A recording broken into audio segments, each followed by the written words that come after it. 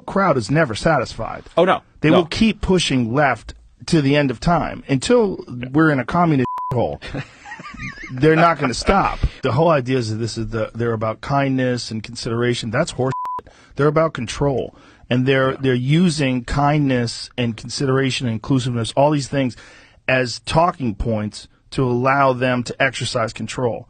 This is an ideology. It's a cult. It really is. Yeah. It's a weird I'll tell you one thing. Yeah. Reports from the front lines of kids in high school today, that shit's out the window. That word retard comes flying out of these kids' mouths. They're bringing that back strong. Yeah. They are bringing that back strong. Yeah. I'll tell you, that woke thing, it got into college, and then the high school kids, the ones coming up now, they are rejecting it. I 100% agree with you, and I know that because the youngest one was in a complete fire zone of this woke culture, and he'll come back and tell us stories, and he just say, I just don't understand what the hell's happening. Because he works harder at sport. Yeah. That's what you get from a lot of people that work hard at sports. People that value hard work. And people that value hard work tend to be more conservative and less inclined to indulge people on their mental illness.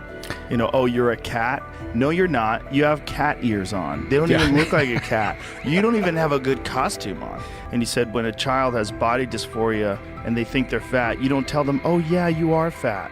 No, you help them. You say, no, you're not fat. This is just a mental disorder. Yeah. But when someone says, I'm a boy, you say, oh, you are a boy. Yeah. You don't say, no, sweetie, your name is Dorothy. Yeah. Shall we go shopping for dresses? Dorothy. God bless you.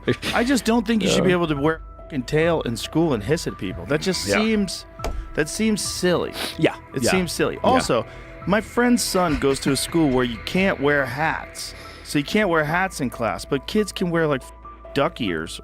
I think it's very clear that there are certain teachers that have an agenda, and that their agenda is to indoctrinate children into this LBGT mindset. Not just cherished, but celebrated. What my concern with is that a lot of what we're seeing with New Jersey had an uptick in kids identifying as non-binary by 4,000%. It's not natural. These are not normal numbers. And I think children are very malleable. They're very impressionable. And if you reward them for certain kinds of behavior, if they are praised and cherished for certain types of behavior, I think they'll be encouraged to do that. And I think you're seeing with a lot of these detransitioners that a lot of these kids got encouraged early and got put on hormone blockers and hormones and got mastectomies and got castrated, and now they have deep regret. And people don't want to acknowledge that, and they attack those people. They attack those detransitioners. We have always thought that young children are not capable of making life-changing decisions at an early age. That's why we don't allow 7-year-olds to get tattooed. Right. And now all of a sudden you're allowing 7-year-olds to say that I'm a girl or I'm a boy, cut off my breasts and put me on testosterone. Yeah. That's craziness. What do you think? Even if we guess, there's a certain amount of people that are in the progressive mindset that is essentially a cult. There's cult-like thinking on both the right and on the left. Absolutely. It's cult thinking. And the LBGT, whatever the other numbers are in letters, what that is it's a flag that you're flying to show that you're on the right team, that you're progressive, you're open-minded, you're on the right side of history, you're inclusive. This is what they're doing. And that has an effect on people psychologically. I think you should allow people to be who they are, and you should be open to people being who they are no matter what it is. But to encourage them to go in a specific direction, I think there's real repercussions for that. And I think you're seeing that with these detransitioners. The same thing with people that think that trans athletes should be able to compete with women and biological women in women's sports. It's a very small, very loud minority. And when you confront them with facts, they're in denial. First of all, they don't know the facts. They're in denial about it. They think that what you're saying is propaganda, that what you're saying is right-wing bullshit and conspiracy theories.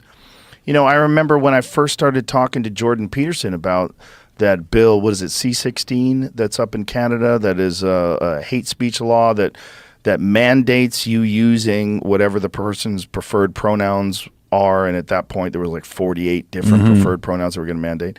And people are like, why are you concentrating on that? This is something that exists in colleges. This is not something in your world. Like, why is that of concern to you? Because people graduate from college and they take these ideas they've been indoctrinated with, and then they enter into the workforce. And that's what we're seeing. And that's what killed Bud Light. That's literally what killed Bud Light. That they tried to enforce these ideas that they had been ingrained with in these educational institutions, and then they tried to put it out there in the world. 21% of Gen Z right now is gay. Is it gay or LGBTQ? All that stuff. Because you can be non-binary and slip right in there with like a real fucking loophole. Check that out. Look at that right there. Number of LGBTQ identifying adults is soaring. Yeah. Look at that. 0.8% traditionalists. Boomers 2.6, Gen X 4.2, Millennials 10.5. And then you got Gen Z's around 21%, right? Okay. We're truly messing up with a generation that really cares about what other people think, and we're screwing them up in a big way. They're growing up in a time of social media where caring about what other people think is way more enforced, because you're getting so much more feedback than people have ever gotten before. Yeah. Like a regular person might just be communicating with thousands of people in comments and arguing about things on social media in a way where you would not interact with so many random people that you don't know. What I fear the most is the detransitioners. I feel terrible for them. I feel terrible for these girls that can never have children now, and I feel terrible for these guys that are castrated. And it's just the whole thing is just very spooky because people are making life-changing decisions. Now, does that mean that I'm anti-trans? Not at all. If you're a grown adult and you feel like that's going to make you happy, I fully support your ability as a grown adult to do whatever you want, as long as it's not hurting anyone else, that makes you happy. Including there was a movement that they had a ban. I think most people abandoned it, but it was really ridiculous for a while, where they were yelling at white girls wearing hoop earrings because they were saying that this is a Latina thing, you're culturally appropriating. I remember that. But it's not. Like, then if you historically, you got to go back to ancient Sumers where they invented hoop earrings. So are you from Babylon? Are you from Mesopotamia? No? Then shut the fuck up, because you're culturally appropriating. Do you have a Korean phone in your hand? Yeah. Guess what? That's culturally appropriating. Are those Italian jeans? Culturally appropriating. Yeah. Who made your sneakers? Huh? China? What the are we talking about? Culturally appropriating is one of the dumbest things, because that's what cities are. They're melting pots of awesome cultures, and they all get together. Just if you're a dude and you want to dress up like Bruce Lee, that doesn't mean you're culturally appropriating. It means you're a Bruce Lee fan, and it's kind of cool. You're admiring that, and so you're trying to take it on. It's all woke. It's all woke culture. It's this culture of compliance. They want you to comply. That's what it's about more than anything. It's getting people to change, getting people to listen to you and do what you want them to do. I want you to stop wearing the earrings. I want you to stop wearing dreadlocks. Meanwhile, dreadlocks, the Romans wore dreadlocks. Dreadlocks are not necessarily a black thing, although most black people, there was more rather black people wearing them than white people. But there's white people have had dreadlocks forever. It's like we've all seen dirty hippies with dreadlocks. Yeah. Go to a Grateful Dead concert. There's a lot of dirty white people with dreadlocks. They're not trying to culturally appropriate. They're trying to be dirty hippies with dreadlocks. Yeah. They exist. They're real. The whole thing about woke culture is people that felt like they've been pushed around. They felt like they've been bullied. They felt like they've been maligned. They haven't been treated fairly. And now they want to turn it on you. And they don't give a if you're a white man. I don't give a what your opinion is. Shut your mouth. And they feel like they can say that because this culture emboldens people by letting people get away with nonsense, by letting people say things like that. Like if I owned a restaurant and someone walked in with a shirt like that, I'd be like, get the out of here. Just like if you walked into a shirt that said black people should shut the up. Yeah. Get out. Right. Get out. Get out. If you really think that, you have no room for black people talking, I don't want you around. Your mind is rotten. You're thinking a terrible way. Go cleanse yourself. Things too. This Megan Murphy, she says a man is not a woman. She's correct biologically. She's biologically correct. I mean, if we want to decide socially and culturally that we're going to accept this person as a woman, this is a completely different discussion. But she's right. She's biologically correct. Right. Scientists would say, well, here we go. We've got some chromosomes here, and we've got X and Y, and this is a penis, this is a vagina, this is a man, this is a woman. And, maybe this person identifies with being a woman, but she's saying you're not a woman, and you're banning her for life. This is crazy. It is. But it's woke culture in its most boiled down form. It has nothing to do with white nationalism. It has nothing to do with race. It has to do with a person that feels like their own particular protected group, being a feminist, being a woman, and trying to like carve out rules where women are protected. And she's saying, well, I don't like the fact that these trans women are entering into this space and dominating it in certain aspects. Right. And it's an example of this intersectional coalition that they've created, coming to terms with itself.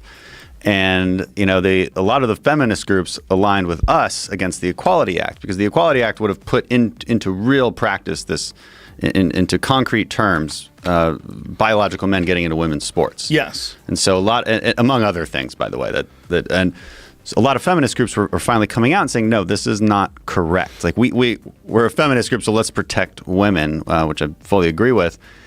Yes.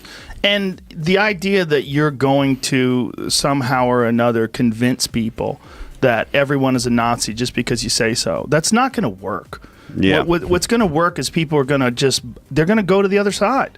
You're making more Republicans with this crazy talk. You're well, I hope so. Well, that's really what's going on. I mean, my friend Chris Pratt wore a T-shirt that said "Don't tread on me." I remember that. What the f***, man? It's a goddamn ancient flag representing our separation from England and our want to be able to start our own country. I mean, that's what it was. And they say with it being gay isn't a choice. Yeah. Okay, but if that's who they are, if they think that they're a girl, why do you have to give them hormones to make them more of a girl? Because I'm sorry, can you expand on the question? It's a simple question. If you say that the child thinks it's a girl, so you're going to give the child hormones. Mm-hmm. If the child thinks it's a girl, let it be a girl. Like, you don't have, why are you adding hormones? If you're shooting hormones into a child and you're affecting the child's development, you're saying that's not a choice. That's nonsense. Of course it's a choice. You're choosing to chemically change this child's body. You're choosing to inject things into this child's body on a regular basis that are going to radically affect the physical development of their body. Yeah. And you're saying that this isn't a choice. Well, it's definitely a choice to do that. So what trans people express, and again, I'm not an expert. This is from me talking to my trans friends and seeing what other trans folks say, is that the experience of being trans and not receiving hormones, right, and not having the body that you identify with, the feeling of dysphoria, right, is extremely painful, and is a condition unto itself, right, and the feeling of not belonging with the body that you have, of that mismatch, right, that seems to be. Joe pushes back on Adam's arguments and takes a hard stance on giving hormones to kids is downright immoral. And you know that doesn't affect the suicide rate. The suicide rate for trans people is very high, post-op and pre-op. It really doesn't get affected by whether or not you treat them. Well, the operation, one question could be, misconception is, why is that? Is that because they're not accepted by society and we're not more loving? Could it be underlying issues that are causing them to feel this way in the first place? Like, what is it? We don't know, and I'm sure it varies widely. Joe is having none of it from Adam and continues to drive his point across with more examples. First of all, I don't think it's correct that trans people, if they don't receive hormones from a young age, they simply become gay men. Because I know... Well, it happens very often. I know trans people... See if you can find that, because there was a big article that was written about that recently, where they were talking about whether or not gender confirmation surgery and hormone blockers on young children is ethical because of this fact.